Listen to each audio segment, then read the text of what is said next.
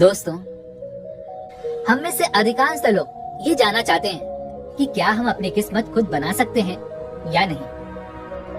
अर्थात हम जैसा चाहें वैसा हो सकता है या नहीं। हर चीज हमारे अनुसार हो सकती है या नहीं। और अगर नहीं हो सकता तो फिर भला किसी भी चीज के पीछे भाग दौड़ या मेहनत करने का हमें क्या फायदा मिलने वाला है। आखिर होगा तो वही जो पहले से हमारी किस्मत में लिखा होगा। और किस्मत में क्या लिखा है ये हम में से कोई नहीं जानता। बस इतना ही है कि किस्मत से हमें भाग्य मिलता है। किसी की किस्मत अच्छी होती है तो किसी की बुरी भी होती है। जिसकी किस्मत अच्छी होती है उसे थोड़ा सा भी प्रयत्न करने पर वो सब कुछ मिल जाता है जो वह चाहता है। और वहीं पर जिसकी किस्मत खराब होती है, यदि वह लाख मेहनत भी कर ले तब भी वह उस चीज को हासिल नहीं कर पाता जिसकी उसके मन में चाहत है। लेकिन अब आपके मन में यह सवाल तो उठ रहा होगा कि आखिर हमारे साथ ऐसा क्यों होता है। हमने तो कुछ गलत भी नहीं किया, फिर किसी की किस्मत अच्छी और किसी की बुरी क्यों होती है। सबसे पहले तो आपको ये जानना जरूरी है कि इस दुनिया में दो सबसे बड़ी शक्तियां हैं, अर्थात दो सबसे बड़े सत्य हैं जिन्हें आप झुठला नहीं सकते। पहला है जन्म और दूसरी मृत्यु। यदि आपके लिए जन्म लेना अच्छी किस्मत है तो मृत्यु को प्राप्त होना बुरी किस्मत कहा जा सकता है। लेकिन शायद आप कहीं पर कुछ गलती कर रहे हैं। अगर अच्छी किस्मत यानी जन्म लेना है तो जन्म लेने के बाद ही तो सारी समस्याएं उत्पन्न होती हैं।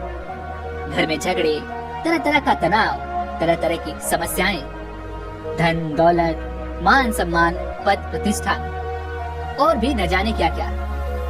किंतु मृत्यु के बाद ऐसा कुछ भी नहीं होता, बल्कि सब कुछ शांत हो जाता है। लेकिन वहीं पर जीवन हमें जो ज्ञान और अनुभव देता है वह ज्ञान हमें मृत्यु नहीं दे सकती। लेकिन अब यहाँ पर सबका अलग अलग नजरिया होगा।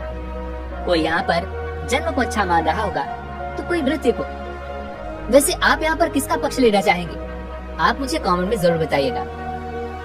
अगर आप जन्म का साथ छोड़ दें तो क्या आप मृत्यु को प्राप्त कर सकेंगे? और अगर आप मृत्यु का साथ छोड़ दें तो क्या आप कभी भी जन्म प्राप्त कर सकेंगे?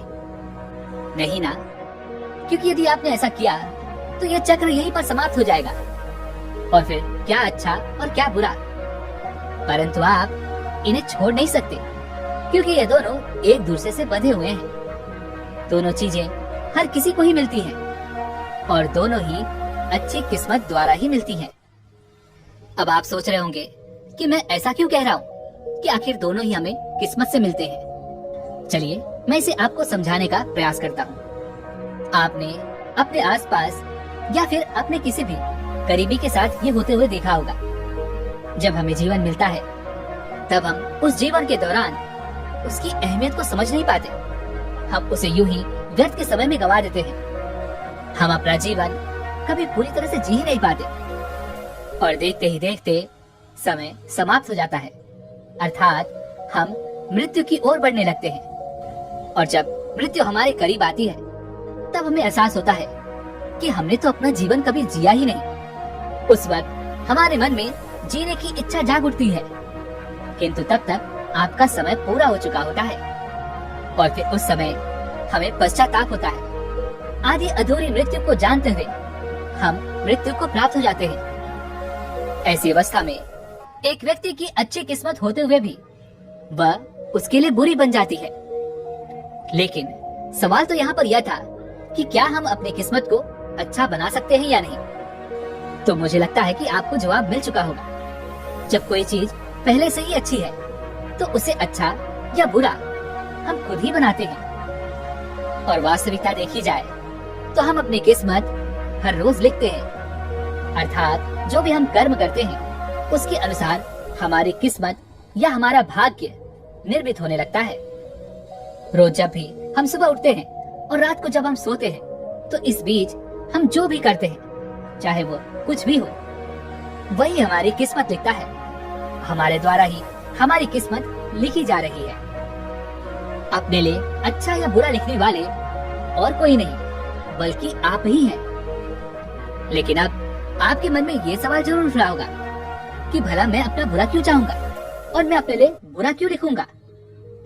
तो यहाँ पर समझने वाली बात यह है कि हर कोई अपना अच्छा चाहता है और वह अपनी अच्छी किस्मत ही लिखना चाहेगा, किंतु हमें तो इस बात का एहसास ही नहीं है कि हम कुछ लिख भी रहे हैं, अर्थात हम अपनी किस्मत भी बना रहे हैं, जिसमें अच्छा या बुरा इसका हमें कोई एहसास नहीं है। जब हम कुछ गलत कर जाते हैं तो उसके बाद हमें एहसास होता है कि हमने तो कुछ गलत कर दिया, और वहीं पर यदि आप कुछ अच्छा कर जाते हैं तो आपको खुद पर गर्व महसूस होता है, आप खुशी महसूस कर पाते हैं। वहीं पर यदि कुछ बुरा हो तो आपको पछतावा भी महसूस होता है, बुरा लगता है। लेकिन ये दोनों कार्य करते समय हमें कुछ भी पता नहीं होता, बस हम कार्य कर देते हैं और बाद में हमें इसका एहसास होता है कि वह कार्य हमने अच्छा किया या बुरा। अब आप इतना तो समझ चुके होंगे कि आपकी अपनी किस्मत किसी दूसरे के हाथों में नहीं बल्कि आपके हाथों में ही है। सब कुछ आप ही के अनुसार तो हो रहा है, जैसा आपने किया था बिल्कुल वैसा ही आपको फिर से मिल रहा है। जैसे कि अगर आपके साथ सब कुछ अच्छा होता है तो आप कहते हैं ये मेरे पुण्य कर्मों के फल है, ये तो मेरी मेहनत का नतीजा है। लेकिन वहीं पर यदि आपके साथ कुछ बुरा होता है तो आप तुरंत कहते हैं मेरी तो किस्मत ही खराब है, न जाने मैंने ऐसा क्या कर दिया था जो मेरे साथ ऐसा हो रहा है। लेकिन आप वहाँ पर एक चीज भूल रहे हैं कि आप अपनी कमियों पर ध्यान नहीं दे रहे, बल्कि आप अपनी कमियों को छुपाने की कोशिश कर रहे हैं, और वह भी अपनी किस्मत का सहारा लेकर। और जब कोई व्यक्ति ऐसा करता है तो वह साफ तौर पर वहाँ से बच निकलता है और सारा दोष किस्मत को दे देता है, क्योंकि आप यही कहना चाहते हैं कि मैंने तो सब कुछ अच्छा किया था, मैंने तो भरपूर मेहनत भी की थी, लेकिन उसके बाद भी मैं अपने लक्ष्य तक पहुँच नहीं पाया। इसमें मेरी कोई गलती नहीं, मेरी तो किस्मत ही खराब है। क्योंकि आप स्वीकार नहीं करना चाहते कि यह आपकी गलती है, और यही कारण है कि आप अपनी गलतियों को कभी देख नहीं पाते। और जब आपके साथ कुछ बुरा होता है तब आप यही कहते हैं कि जैसे ईश्वर की मर्जी, जैसी उसकी मर्जी होगी वैसा ही होगा। ये कह के आप अपने आप को असहाय कर देते हैं। अब हम कुछ नहीं करेंगे, जैसा हो रहा है बस उसकी मर्जी से होने दो। किंतु आप ये भूल जाते हैं कि जब आप इस प्रकार के विचार अपने मन में उत्पन्न करते हैं तब आपकी किस्मत आप खुद ही लिख रहे होते हैं। तब किस्मत में ये लिखा जा रहा होता है कि आप दूसरों के कर्मों पर निर्भर हो जाएंगे, और कोई दूसरा जब आपको खाने के लिए देगा तभी आपका पेट भरेगा।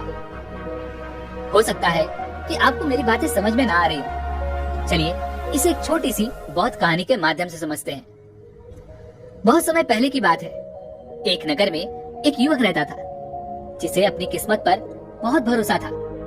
वह कहता था कि किस्मत में जो होगा वह मुझे मिलकर ही रहेगा। एक दिन की बात है, उस व्यक्ति को बहुत जोरों की भूख लगी थी। वह एक आम के पेड़ के नीचे जाकर बैठ गया और ऊपर की ओर देखने लगा। उस पेड़ पर पके हुए मीठे मीठे आम लगे थे। ये देखकर उसने कहा, अगर आज मेरी किस्मत में ये आम खाने लिखे होंगे तो ये आम अवश्य ही नीचे जरूर गिरेंगे, और यदि मेरी किस्मत में ये आम खाना नहीं लिखा तो ये आम नीचे नहीं गिरेंगे। ये सोचकर वो वहीं पर बैठा रहा। देखते देखते दोपहर से शाम का वक्त हो गया, लेकिन अब तक उस पेड़ से एक भी आम नीचे नहीं गिरा था। किंतु उस व्यक्ति की भूख बढ़ती ही जा रही थी, किंतु वह व्यक्ति वहाँ बैठे रहने के अलावा और कोई कार्य करने के लिए तैयार ही नहीं था, क्योंकि उसे अपनी किस्मत पर पूरा भरोसा था।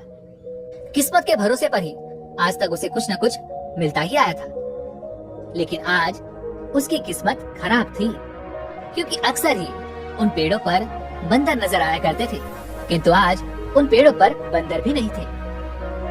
जब उससे भूख सही नहीं गई, आकाश की ओर देखा और कहा, हे ईश्वर, मैं तेरा भक्त हूँ, मुझ पर कृपा करो, मुझे भूख लगी है, बस एक आम नीचे गिरा दो। लेकिन आज शायद ईश्वर भी उसकी मदद नहीं करना चाहते थे। आज ईश्वर उससे रुष्ट हो गए थे। बहुत देर तक इंतजार करने के बाद भी पेड़ से कोई भी आम नीचे नहीं गिरा। अब उसे पूरा विश्वास हो चुका था कि उसकी किस्मत खराब हो गई है, लेकिन अब वो क्या करे? उसके लिए तो कोई भी रास्ता भी नहीं बचा था। काफी देर सोच विचार करने के बाद वो भागता हुआ एक बौद्ध भिक्षु के पास जा पहुंचा। वह युवक उन्हें प्रणाम करके कहता है, हे गुरुवर, आज तक मेरी किस्मत बहुत अच्छी थी। मैं जो कुछ चाहता था वो मुझे जरूर मिल जाता था, लेकिन आज मेरी किस्मत बहुत खराब चल रही है, क्योंकि जो मैं चाहता हूँ वो मुझे नहीं मिल रहा। लेकिन मैं अपनी किस्मत को पहले जैसा करना चाहता हूँ, मैं उसके लिए क्या करूँ? इस पर वो बौद्ध भिक्षु उस युवक से कहते हैं, तुम वह करो जो तुम नहीं कर रहे हो। इस पर वह व्यक्ति कुछ देर सोच विचार कर उन बौद्ध भिक्षु से कहता है, हे गुरुवर, मैं तो वो सब कुछ कर रहा हूँ जो मुझे करना चाहिए, फिर भी उस पेड़ से मेरे लिए एक आम तक नीचे नहीं गिरा। इस पर वो बौद्ध भिक्षु उस युवक से कहते हैं, भंते, तुम उस पेड़ के नीचे फिर से जाओ और एक पैर पे खड़े हो जाओ। देखना, तुम्हारे लिए उस पेड़ से आम जरूर गिरेगा, लेकिन ध्यान रहे, जब तक आम उस पेड़ से ना गिरे तब तक तुम एक ही पैर पर खड़े रहना। उस युवक ने उन बौद्ध भिक्षु की बात मान ली। वो दौड़ा दौड़ा वापस से उस पेड़ के नीचे जा पहुंचा और एक पैर पर जाकर खड़ा हो गया।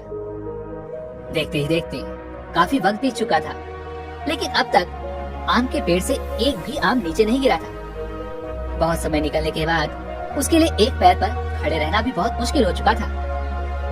देखते ही देखते अचानक वो गिर पड़ा और जैसे तैसे उसने खुद को संभाला। वो एक बार फिर से खड़ा हुआ और उन बौद्ध भिक्षु के पास जा पहुंचा और उनसे कहने लगा, हे गुरुवर, लगता है मेरी तो किस्मत ही खराब है। आपके कहे अनुसार मैंने सब कुछ किया। मैं जाकर उस पेड़ के नीचे एक पैर पर खड़ा हो गया, तब भी उस पेड़ से एक आम तक नहीं गिरा। इस पर वह बौद्ध भिक्षु उस युवक से कहते हैं, भंते, तो कोई बात नहीं, इस बार तुम सर के बल खड़े हो जाओ। तुम्हारी किस्मत अवश्य बदल जाएगी और तुम्हें आम की प्राप्ति भी अवश्य होगी।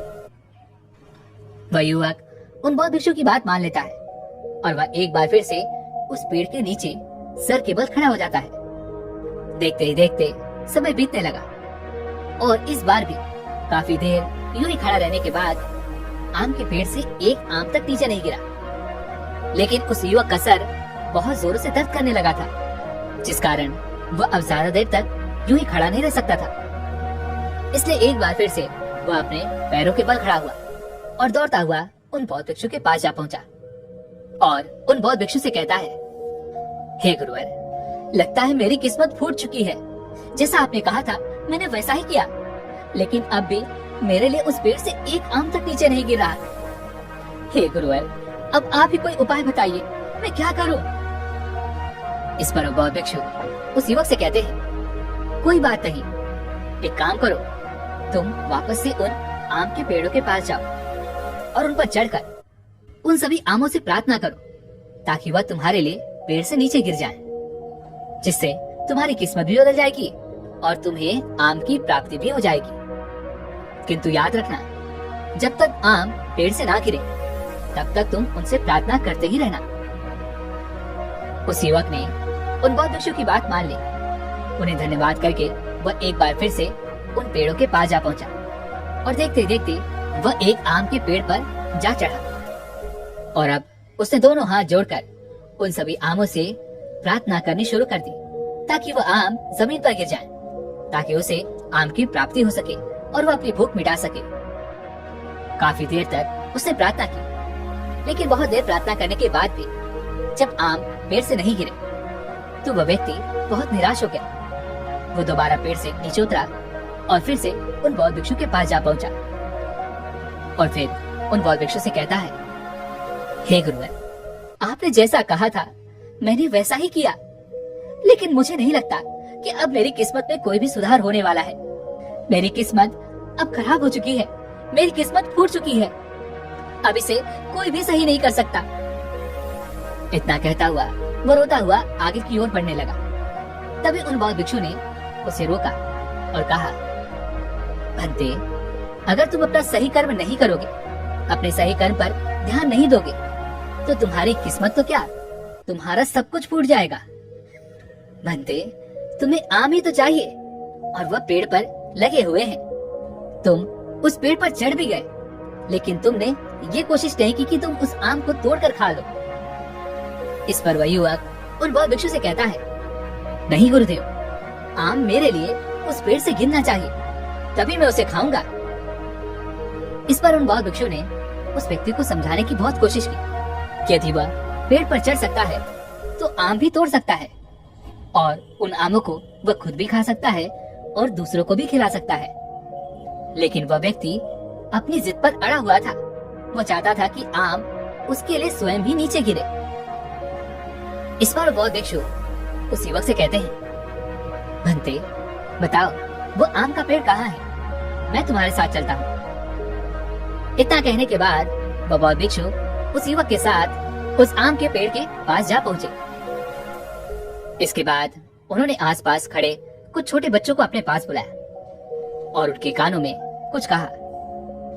तभी उन बच्चों ने नीचे से छोटे छोटे पत्थर उठाए और आमों पर निशाना साधना शुरू कर दिया। वह छोटे छोटे बच्चे उस पेड़ पर निशाना लगाकर बहुत से आम तोड़ रहे थे। ये देखकर वह व्यक्ति बड़ा प्रसन्न हुआ। उसे लगने लगा कि अब तो मुझे आम मिल ही जाएगा, कोई न कोई आम तो अपने आप जरूर गिरेगा और मैं उसे खा लूंगा। उन बच्चों ने कुछ देर आम तोड़ने के बाद वो सारा आम बटोरा और वे सभी लेकर उससे रफूचक्कर हो गए। वह व्यक्ति वहाँ खड़ा देखता ही रह गया, लेकिन अब तक उसे एक भी आम नहीं मिला। ये देखकर वह मन ही मन रोने लगा। वह काफी निराश हो चुका था। तभी अचानक उस पेड़ से एक आम नीचे गिरा। यह देखकर वो व्यक्ति बड़ा प्रसन्न हुआ। वह खुशी के मारे उछल पड़ा। वह खुशी के मारे पागल सा हो गया और जोर जोर से चिल्लाने लगा, मेरी किस्मत वापस मेरे साथ आ गई है, मेरी किस्मत वापस अच्छी हो गई है। उसने वो आम उठाया और फटाफट खा लिया। वह बौद्ध भिक्षु वहीं पर खड़े थे। उन्होंने उस युवक को समझाते हुए कहा, भंते, जब तुम केवल अपने किस्मत के भरोसे पर रहोगे तो तुम्हें इसी प्रकार केवल एक आम से संतुष्टि करनी होगी। किंतु यदि तुम खुद पर भरोसा करोगे तो तुम भी उन बच्चों की तरह अनगिनत फल तोड़ सकते हो और उन्हें ग्रहण कर सकते हो। आगे वह बौद्ध भिक्षु उस युवक को समझाते हुए कहते हैं, भंते, जब हम अपने से ज्यादा अपनी किस्मत पर भरोसा करने लगते हैं तब हमारी किस्मत ऐसे ही फूट जाती है। और ऐसा इसलिए होता है क्योंकि हमें खुद पर भरोसा ही नहीं है। हमें तो भरोसा अपनी किस्मत पर है और जो हमारी किस्मत में होगा वही हमें मिलेगा। उससे ज्यादा हमें और कुछ नहीं चाहिए। ऐसा सोचना ही गलत है, क्योंकि यदि तुम खुद पर भरोसा करोगे तो तुम अपनी किस्मत से कहीं ज्यादा पा सकते हो। क्योंकि जब हम अपने कर्म पर भरोसा करते हैं तब किस्मत अच्छी हो या बुरी इससे कोई फर्क नहीं पड़ता। हमें तो बेहतर से बेहतर ही मिलता रहता है। किस्मत को बनाना या बिगाड़ना ये हमारे कर्मों पर निर्भर करता है। जैसे आप कर्म करेंगे वैसा ही फल आपको मिलेगा। अर्थात यदि आप आज अच्छा कर्म करते हैं तो आपको भविष्य में अच्छा फल ही मिलेगा। वहीं पर यदि आप आज बुरे कर्म करते हैं और ये सोचते हैं कि आपको आगे चलकर अच्छा फल मिलेगा तो ऐसा कभी नहीं होगा। इसलिए यदि तुम अपनी किस्मत सचमुच सुधारना चाहते हो तो सबसे पहले अपने कर्मों को सुधारो। केवल इस तरह बैठे रहने से तुम्हें कुछ भी हासिल नहीं होगा। यदि तुम्हें कुछ पाना है तो तुम्हें उसके लिए कर्म तो करना ही होगा। जैसे यदि तुम्हारे सामने भिन्न भिन्न प्रकार के व्यंजन रखे हुए हैं तो क्या वो सारे व्यंजन तुम्हारे मुंह में अपने आप ही चले जाएंगे? इस पर वह युवक जवाब देते हुए कहता है, नहीं गुरुवर, वो मेरे मुंह में अपने आप कैसे चले जाएंगे? मुझे स्वयं भी उन्हें उठाना होगा और अपने मुख में डालना होगा। इस पर वह बौद्ध भिक्षु उस युवक से कहते हैं, ठीक इसी प्रकार यदि तुम्हें अपनी किस्मत सुधारनी है तो तुम्हें खुद ही कर्म करने होंगे। तुम्हें अपने कर्मों से ही अपना भाग्य निर्मित करना होगा। अन्यथा यदि तुम केवल आम के पेड़ के नीचे बैठ जाओगे और ये सोचोगे कि तुम्हारे लिए आम स्वयं ही नीचे गिरेगा तब तुम उसे खाओगे तो ऐसा हो तो सकता है, लेकिन वो कब तक होगा इसके बारे में कुछ नहीं कहा जा सकता। वहीं पर यदि तुम थोड़ा प्रयत्न करो, थोड़े कर्म करो और उस फल को तोड़ने की कोशिश करो तो अवश्य ही जब तुम चाहोगे तब तुम्हें वह फल अवश्य मिल जाएगा, और जितनी मात्रा में तुम चाहते हो उतनी मात्रा में भी तुम्हें मिलेगा। जिस प्रकार आज तुम्हें केवल एक फल से संतुष्ट होना पड़ा, वहीं पर यदि तुमने कोशिश की होती तो हो सकता है कि तुम्हें ऐसे और भी फल मिल जाते, किंतु तुम केवल बैठकर इंतजार ही करते रहे, अपनी किस्मत के भरोसे बैठे रहे। इसलिए प्रयत्न करो, कर्म करो, अपने कर्म को सुधारो, तुम्हारा फल अवश्य ही बदल जाएगा, अर्थात तुम्हारा भाग्य अवश्य ही बदल जाएगा। इतना कहकर वो बहुत भिक्षु शांत हो गए, और उस युवक को भी अब समझ में आ चुका था कि यदि कुछ अच्छा पाना है, कुछ बेहतर पाना है, तो उसके लिए हमें कर्म तो करना ही होगा। हम अपनी किस्मत खुद ही बनाते हैं। वैसे दोस्तों, उम्मीद है कि आपको आज की ये वीडियो जरूर पसंद आई होगी, तो इस वीडियो को लाइक और अपने दोस्तों के साथ शेयर भी जरूर कीजिएगा, और हमें ऐसे ही सपोर्ट करने के लिए चैनल को सब्सक्राइब और घंटी बटन को जरूर दबा दीजिएगा। चलिए मिलते हैं अगली वीडियो में, तब तक के लिए अपना ख्याल रखें। धन्यवाद।